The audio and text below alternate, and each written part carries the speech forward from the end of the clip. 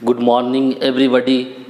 आज हम लोग physics class 12 chapter number 3 electric current के अंतर्गत टॉपिक देखेंगे इलेक्ट्रिक सेल। हिंदी इसका होता है विद्युत सेल यानी बैटरी। देखिए, जब सेल सिंगुलर हो तब उसको हम लोग सेल कहते हैं, और जब एक से ज़्यादा हो, प्लुरल हो, तो उसको हम लोग बैटरी कहते हैं। इसीलिए अगर सेल को बैटरी, बैटरी को सेल बोला जाए तो उसको सेल ही समझा जाए। सेम बात है, एक से ज़्यादा सेल को बैटरी कहते हैं और सिंगल रहे तो सेल कहते हैं। आइए हम लोग आज जानेंगे कि सेल क्या होता है, इसका बनावट क्या है, इसका सिद्धांत क्या है, क्रियाविधि इसका क्या है, कैसे यह काम करता है तथा कितने प्रकार का होता है। इन सब का जवाब हम लोग को आइए धीरे धीरे इस वीडियो में हम लोग जानते हैं। सबसे पहले हम लोग देखते हैं, समझते हैं इसका रचना। एक्चुअल में रचना कैसा होता है। कंस्ट्रक्शन।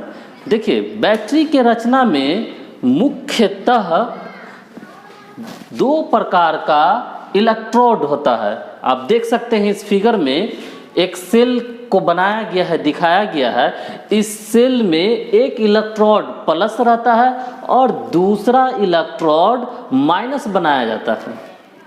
इसको एनोड बोलते हैं, इसको कैथोड बोलते हैं। साथ में इसके अंदर में जो दिख रहा है इसको इलेक्ट्रोलाइट्स कहते हैं। विद्युत अपघटय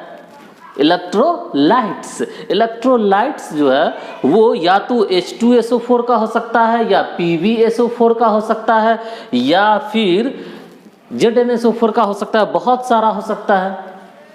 सेल के अंदर में जो ये इलेक्ट्रोड दिख रहा है, ये इलेक्ट्रोड को जब किसी सुचालक से हम लोग जोड़ देते हैं, किसी सुचालक से जोड़ने का मतलब कुछ लोड डालना, और यहाँ पे माना रेजिस्टेंस R है, R से जोड़ दिए, तो इसके अंदर में एक रासायनिक अभिक्रिया होता है, और वह अभिक्रिया, रासायनिक अभिक्रिया, रासायनिक ऊर्जा को विद्युत ऊर्जा में परिवर्तित कर देता है। ये पूरा इसका कंस्ट्रक्शन है।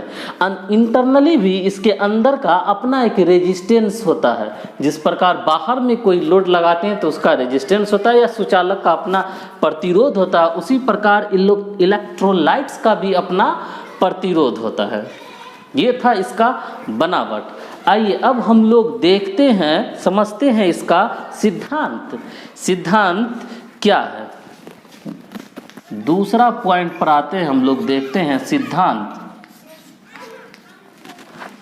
देखिए, सिद्धांत में इसके अंदर में जो रासायनिक अभिक्रिया होता है उसके कारण इसमें जो माना कि H2SO4 है, H2SO4 का अणु मोलेकुल्स दो भाग में टूट जाता है आयन के रूप में। एक प्लस आयन बनता है और एक माइनस आयन बनता है। जैसे ही इसको हम लोग सुचालक से सर्किट को पूरा करते हैं तो अंदर में रासायनिक अभिक्रिया होता है जिसमें H2SO4 दो भाग में ब्रेक कर जाता है। अणु मोलिकुल्स किसके रूप में, आयन के रूप में, प्लस H प्लस आयन और SO4 पर माइनस आयन। तो इसके सिद्धांत में हम लोग कह सकते हैं कि रासायनिक अभिक्रिया में जो ऊर्जा मुक्त होता है उसके कारण अणु आयन में परिवर्तित हो जाता है, और वह आयन विभवांतर उत्पन्न करता है दोनों इलेक्ट्रोड के बीच। ये अपना इसका सिद्धांत है। और अब हम लोग इसका समझते हैं क्रियाविधि। क्रियाविधि फंक्शंस क्या होता है। देखिए, क्रियाविधि कहने का मतलब कैसे यह काम करता है सेल के अंदर और सेल के बाहर। देखिए जैसे ही रासायनिक अभिक्रिया इसके अंदर में होता है, इसको सर्किट को कंप्लीट करने के बाद, वैसे ही जितना भी माइनस आयन है सब का सब प्लस वाले पर इलेक्ट्रोड पर आकर जमा होने लगता है। जितना भी माइनस वाला है सब का सब यहाँ पे जमा होने लगता है पूरे में। उसी प्रकार जो प्लस आयन टूटा था रासायनिक अभिक्रिया के कारण, वो इस पर जमा होने लगता है माइनस वाले पर। सारा प्लस इस पर जमा होने लगता है। ये दो भाग में टूटा, H प्लस में और SO4 माइनस माइनस में, प्लस आयन और माइनस आयन, जिसके कारण ये प्लस सब कैथोड पर आया। ये माइनस वाला कैथोड है और ये एनोड है। अब क्या होता है इसके अंदर में, जैसे ही ये सिचुएशन क्रिएट होता है उसके बाद यहाँ से करंट फ्लो होने लगता है अपना। आप वीडियो में देख पा रहे हैं, यहाँ से जब करंट फ्लो होता है यहाँ से आई फ्लो होने लगा प्लस टर्मिनल से माइनस टर्मिनल की ओर, ये ऐसे यहाँ होने लगा। इसके बाद जैसे ही यहाँ आया कि अंदर में ये माइनस से प्लस की ओर होता है करंट फ्लो। याद रखिएगा, बाहर में जो हम लोग सुचालक से जोड़े वो प्लस से माइनस की ओर करंट का डायरेक्शन हुआ, और इलेक्ट्रोलाइट्स के अंदर में माइनस से प्लस की ओर यह जाता है। और यही इसी प्रकार यह कंटिन्यूअसली काम करता रहता है, जिससे हम लोगों को सतत रूप से विद्युत धारा मिलता रहता है। बैटरी का ये क्रिया विधि हुआ, फंक्शन हुआ।